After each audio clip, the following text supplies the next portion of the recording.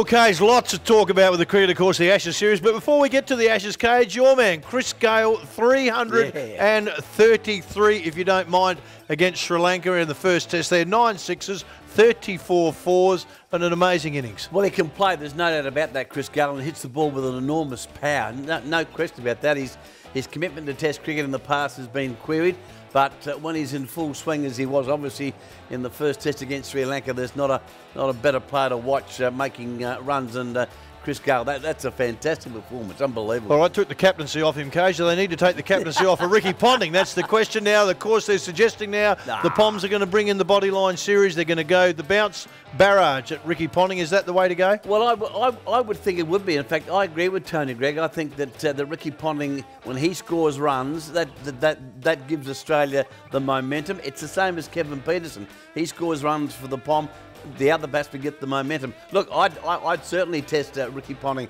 There's no doubt in the past he's been subjected to the hook shot, caught down at deep backward square leg and so forth. So, look, Ricky Ponting would be looking for it. So the tactics by the English bowlers will be interesting. Will they make him wait? But look, I would certainly pepper him with a few bounces early and try and unsettle him, because he's always susceptible to that, to the short pitch ball early in his innings. And I agree with it, Greggy. All right, Greggy also says, Cage, he's 35 years of age. He doesn't have the power to pull like he used to on that hook shot. So even if he gets bat to ball, then he's probably going to get at the boundary and get caught. Well, I don't subscribe to that part of his theory, but I certainly would look at giving him a few short deliveries early to unsettle him.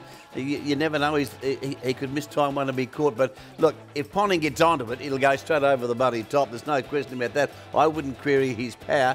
I would query the way that he gets into position and hits up rather than hits down. That's the query with All right, Ponting. a lot of talk about who's going to make the team now, Cage. Horrocks or Doherty. Now, one's the left-hand tweaker, one the right-hand tweaker. Of course, Horrocks the right, Doherty the left. Any advantage for the Aussies in a lefty or a righty? Well, I think there is with Nathan Horrocks, because the Poms have got a couple of key left-handers in their batting, and the right arm offie bowling from the leg stump, spinning leg to off, is always an advantage. Look, I know his form hasn't been good, but I think given the first Test match, I would go with the tried and true, and that's Nathan Horrocks. I don't think the selectors now, given what has happened with Ferguson and Khawaja missing out with that, I don't think the Australian selectors will make too many changes, if any, for the first Test match. How could Doherty's name be jumped over the top of Smith, Cage? Ponting. I mean, well, I know No that. I know question. Ponting saying that he's a favourite. Well, for he him, has but improved. but he hasn't done as much as Smith. Well, they're two different types of bowlers. See, it depends on what Ricky Ponting wants, General. You've got Doherty that bowls the left arm orthodox, and more of a containing bowler. Then on the other hand, you've got Stephen Smith, who bowls the leggies, who will go for a few runs because of the nature of bowling the leg break. So it's what Ponting wants so far as his attack is concerned. Smith better with the bat though, Cage. So he brings a little bit more. No question about that. That he's an all-rounder. There's no question about that.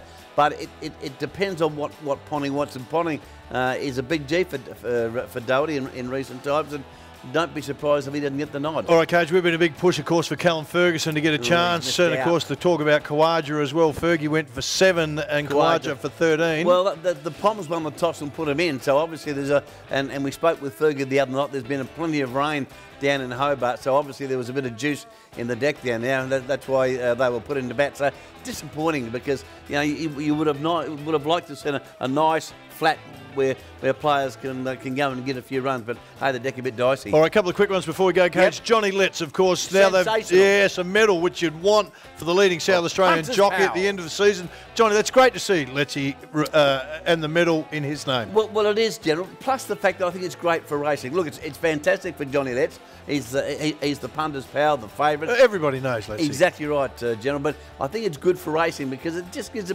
racing a bit more flavour, if you like, and racing needs it for sure. Yeah, I was hoping once Lettsy had gone, we'd forget him, but it looks like his name's going to go on forever now. We can't get rid of Lettsy. All right, Greater Western Sydney had their launch last night. The Giants, Cage. Boring. Mark Williams, 3-year contract with Greater Western Sydney. Well, the rumour is he's been offered a 3-year deal at $300,000 a year. Oh, I'm gone.